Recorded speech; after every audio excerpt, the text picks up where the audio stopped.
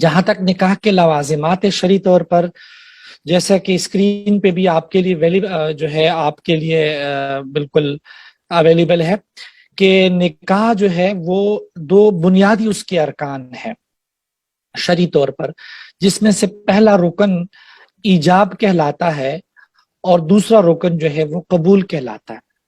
ایجاب کا مطلب یہ ہے کہ میاں بیوی میں سے فریقین میں سے جو سب سے پہلے نکاح کے لیے آفر کرے، جو الفاظ بولے، وہ الفاظ ایجاب کہلاتے، اور دوسری طرف سے جو الفاظ بولے جائیں وہ قبول کہلاتے۔ جس طرح آپ نے عام طور پہ دیکھا ہوگا کہ جب نکاح خواہ نکاح پڑھاتا ہے تو وہ شوہر سے بھی الفاظ کہلواتا ہے اور بیوی سے بھی کچھ الفاظ کہلواتا ہے۔ مثلا بیوی سے وہ الفاظ یہ کہلواتا ہے کہ یا بیوی کا جو بھی وکیل جو اس کا ریپرزنٹیٹیو ہوتا ہے، ان سے یہ الفاظ کہلواتا ہے کہ جی میں نے فلاں بنت فلاں کو اتنے حق مہر کے وز آپ کے نکاح میں دے دیا، یہ ایجاب کہلاتا ہے۔ اور لڑکا یا لڑکے کے بہاف پہ جو بھی اس کا ریپرزنٹیٹیو ہوتا ہے، جب وہ کہتا ہے کہ جی میں نے قبول کیا، یہ قبول کہلاتا ہے۔ تو یہ حق مہر کو بھی شریعت نے جو ہے وہ لازمی قرار دیا نکاح میں، اور یہ ایک بیوی کی ایک عزت ہے، یہ کوئی فائنانشل پیمنٹ نہیں ہے، اور اس کی جو منیمم مقدار ہے، ویسے عربی میں تو 10 درہم کہا جاتا ہے، تو 1 درہم جو ہے وہ 3.062 گرام کا ہوتا ہے، تو اس اعتبار سے جو منیمم مہر ہے اس کی مقدار 30.618 گرام ہے، جو پاکستان میں آج کل تقریباً 4-5 ہزار بن جاتے ہیں، عموماً ہم 5 ہزار کہہ دیتے ہیں۔ تو یہ حق مہر ہے، اس کو مقرر کرنا بھی ضروری ہے، اور اس کے مقرر کرنے کے بعد اس کی ادائیگی بھی ضروری ہے۔ عموماً لوگ مہر فاطمی رکھتے ہیں، جو مہر فاطمی جو سنت مہر ہے اس کی جو مقدار ہے وہ 131 تولہ 131 تولہ چاندی بنتی ہے، جو پاکستان میں تقریباً کوئی 2.25 لاکھ کی قیمت آج کل بنتی ہے۔ اور اس میں دونوں کی جو فائنانشل سٹیٹس ہے اس کو دیکھنا چاہیے، اور اس میں ہمارے ہاں شریعت میں بھی اور نکاح نامے میں بھی 2 قسم کے مہر لکھے ہوتے ہیں۔ ایک ہوتے ہیں مہر معجل عین کے ساتھ، امیڈیٹلی جو پیبل ہوتا ہے، اس میں یہ ہے کہ نکاح کے فوری بعد اس کی ادائیگی ضروری ہے، اور شادی کے بعد بیوی فوری طور پر اس کا مطالبہ کر سکتی ہے۔ دوسرا جو ہوتا ہے وہ مہر معجل ہوتا ہے، واو حمزہ کے ساتھ مہر معجل، جو ڈیفرڈ جو ہے مہر ہوتا ہے۔ اس میں یہ ہوتا ہے کہ اگر آپ نے کوئی ٹائم مقرر کیا تو اس ٹائم کے مطابق اس کو ادا کیا جائے، اگر کوئی ٹائم لمٹ مقرر نہیں ہے تو وفات کی صورت میں، طلاق کی صورت میں وہ ادا کی جائے گی۔ طلاق کا مطلب یہ اگر شوہر طلاق دیتا ہے تو شوہر پر لازم ہوگا کہ اس کی ادائیگی کرے، اور وفات کا مطلب یہ ہے کہ اگر بیوی انتقال کر جاتی تو یہ حق مہر اس کے ترکے میں جائے گا، جو کہ وہ رسا میں تقسیم ہوگا۔ اگر شوہر انتقال کر جاتا ہے تو شوہر جس طرح بقیہ قرضوں کو ادا کرے گا، تو جو بیوی کا حق مہر ہے اس کو بھی ادا کرنا شوہر پر لازم ہوگا۔ نکاح نامہ بیسیکلی ایک ایسا ڈاکومنٹ ہے جس میں میرج سے ریلیٹڈ ساری انفارمیشن جو ڈیٹیلز ہوتی ہیں اسپاؤسز کے متعلق اور ان کی ایج کے متعلق، ان کا سوشل، ان کا اکنامک سٹیٹس، کنسیڈریشن، مہر، سب ڈیٹیلز اس میں پائی جاتی ہیں اس ڈاکومنٹ میں۔ اس کو ایک بہت زیادہ حیثیت، شرعی حیثیت حاصل، اسلام میں بھی اس کی بہت حیثیت ہے اور ایک لیگل ویلیو بھی بہت زیادہ ہے۔ نکاح نامہ کے ٹوٹل 25 کلازز ہوتے ہیں، 1 بائی 1 میں آپ کو ان کلازز کے بارے میں ڈیٹیلز بتاتی ہوں۔ بیسیکلی اس میں جو لا ہے جو اس کو گورن کرتا ہے، ان کو جو گورن کرتا ہے وہ مسلم فیملی لا آرڈیننس 1961 ہے، جس کے اکارڈنگلی اس کو دیکھا جاتا ہے، اور وہ لا اس پہ افیکٹو ہے، اس کو گورن کرتا ہے۔ اس کے ریفرنس سے اس کا جو پہلا اسٹیپ ہے اس میں اس کو رجسٹریشن کے حوالے سے بتایا جاتا ہے۔ 1 to 5 جو اس کے سیکشنز ہیں وہ بیسیکلی جنرل انفارمیشن ہے اسپاؤسز کے بارے میں، ان کی ڈیٹ آف برتھ، ان کا CNIC نمبر، سب اس کے بارے میں ان کو ڈیٹیلز دی جاتی، ساری ڈیٹیلز ہوتی ہیں۔ نکاح نامے کے آپ کو میں رجسٹریشن کا بتاتی ہوں۔ رجسٹریشن کے ریفرنس سے اس کا ہے کہ اس کو رجسٹر کروانا بہت ضروری ہے، کیونکہ اس کی شرائط کو لیگل ویلیو اسی وقت ملتی ہے جب اس کو پراپرلی رجسٹرڈ کروایا جائے۔ اور رجسٹریشن کا کام نکاح رجسٹرار کا ہے۔ نکاح رجسٹرار MFLO کے اکارڈنگ اس کو یونین کونسل کے تحت اس کو ایک لائسنس دیا جاتا ہے، جس سے وہ نکاح نامے کو نہ صرف پڑھاتا ہے بلکہ اس کی رجسٹریشن بھی کراتا ہے۔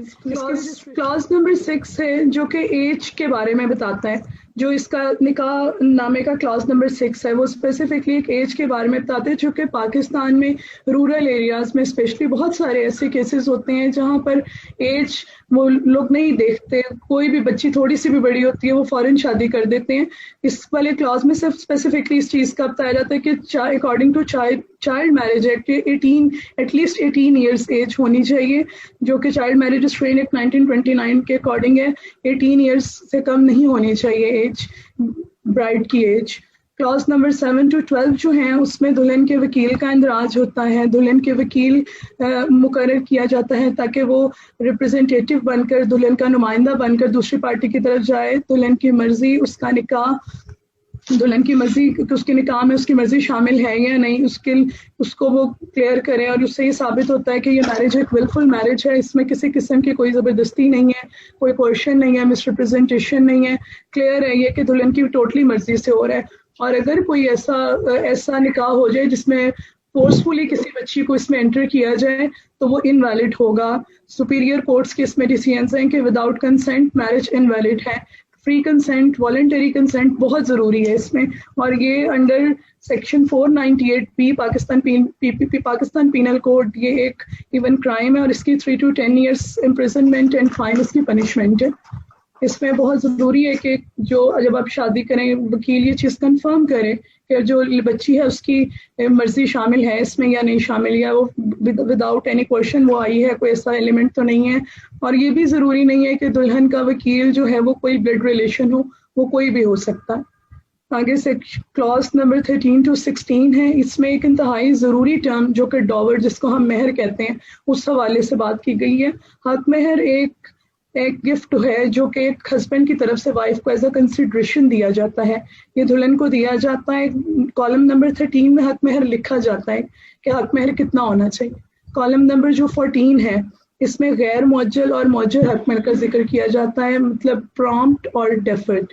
پرامپٹ وہ ڈافر ہے، پرامپٹ حق مہر وہ ہے جس میں جو آن دی اسپاٹ جب نکاح ہو رہا ہوتا ہے اسی وقت پے کیا جاتا ہے، اور غیر معجل وہ ہے جس میں آپ بعد میں کسی بھی ٹائم پر آپ پے کر سکتے ہیں. وائف آپ کو ڈیمانڈ کرے کسی بھی وقت آپ بعد میں، ہسبینڈ چاہے جب بھی اس کو لگے وہ پے کر دے، یا وائف جب بھی چاہے وہ لے سکتی ہے.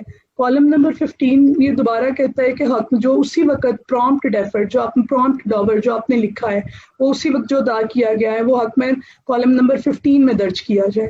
اکثر دیکھنے میں ایسے آتا ہے کہ خواتین کو کوئی جیولری وغیرہ دی جاتی ہے شادی میں جو کہ اس کا اندراج نہیں کیا جاتا. اس طرح کل کو یہ کلاس کورٹ میں بھی چیلنج ہو جاتا ہے. سم ٹائمز اگر خاتون کو کوئی پراپرٹی یا جائیداد بھی دی جائے تو اس کا اندراج بھی بہت ضروری ہے، اور وہ کالم نمبر 16 میں آئے گا. کالم نمبر 17 ہسبینڈ اور وائف کی کوئی اسپیشل کنڈیشنز ہوں شادی کے حوالے سے، کوئی شادی کے بعد کی کوئی اہم شرائط ہوں، وہ کالم نمبر 17 میں آتا ہے. لائک شادی کے بعد کوئی خاتون جاب کرنا چاہتی ہے، اپنی اسٹڈیز کو کنٹینیو کرنا چاہتی ہے، کسی حوالے سے کسی قسم کی کوئی اسپیشل کنڈیشنز ہو، وہ میوچل کنسنٹ سے ایکسیپٹ کہ وہ اسلام کے اگینسٹ نہ ہو، شریعہ کے اگینسٹ نہ ہو، اور وہ اس کالم میں درج کی جاتی ہیں. کالم نمبر 18 ہے. کالم نمبر 18 طلاق تفویض کی بات کرتا ہے جس کو ہم ڈیلیگیٹڈ ڈیورس بھی کہتے ہیں. طلاق تفویض کا مطلب یہ ہے کہ شوہر اپنا طلاق کا جو حق ہے وہ اپنی بیوی کو ڈیلیگیٹ کر دیتا ہے. یہاں بنیادی طور پر یہ حق بیسیکلی شوہر کے پاس ہوتا ہے، لیکن جو کہ کالم نمبر 18 ہے اس کے تحت وہ یہ حق اپنی بیوی کو دیتا ہے. کن شرائط پر ہوتا ہے، کن شرائط پر وہ دیتا ہے، وہ شرائط اس میں درج کرنا بہت ضروری ہے. اور کالم نمبر 19 میں آپ کوئی بھی وہ شرط ہوگی تو اس کو آپ لکھیں گے. کالم نمبر 20 ایک انتہائی اہم کالم ہے مینٹیننس کے ریفرنس سے. آپ نے مینٹیننس کے ریفرنس سے کوئی بھی اسپیشل ڈاکومنٹ تیار کرنا ہے، کچھ بھی کرنا ہے، وہ آپ کالم نمبر 20 میں لکھیں گے. کالم نمبر 20 میں آپ اس کا ذکر کریں گے، کچھ بھی ایسا ہوگا آپ اس میں لکھیں گے مینٹیننس کے اکارڈنگ. کالم نمبر 21 ہے جس میں ہے کہ اگر دلہا کل کو دوسری شادی کرنا چاہے یا وہ کرتا ہے تو اس کو یونین کونسل کی پرمیشن لینا بہت ضروری ہے. ایک اجازت نامہ یونین کونسل کی طرف طلب سے لیا جاتا ہے جو کہ ایک ضروری ہے، اور اگر وہ ایسا نہیں کرتا اور اس کے بغیر کرتا ہے تو یہ قانوناً ایک جرم سمجھا جاتا ہے. اسلام میں شرعی طور پر اس کی کوئی ایسا کرائم نہیں ہے، نہ یہ کوئی جرم ہے، لیکن اکارڈنگ ٹو لا اس کو شرعی حیثیت تبھی ملتی ہے جب یونین کونسل کی طرف سے اس کو پراپرلی اس کو اجازت نامہ مل جائے. ادروائز یہ میرج ایک ریگولر میرج سمجھی جاتی ہے, لیکن اس کے لیے ضروری ہے کہ یونین کاؤنسل سے وہ پراپر پرمیشن لیں. ادروائز اس کی وائف اس کے اگینسٹ پروسیڈنگس کر سکتی ہے, کورٹ میں جا سکتی ہے, لیکن اگر یونین کاؤنسل سے اس کو پرمیشن مل جاتی ہے تو پھر ایسا کوئی ایلیمنٹ نہیں ہے, پھر یہ کوئی ریگولر میرج کنسیڈر نہیں ہوگی.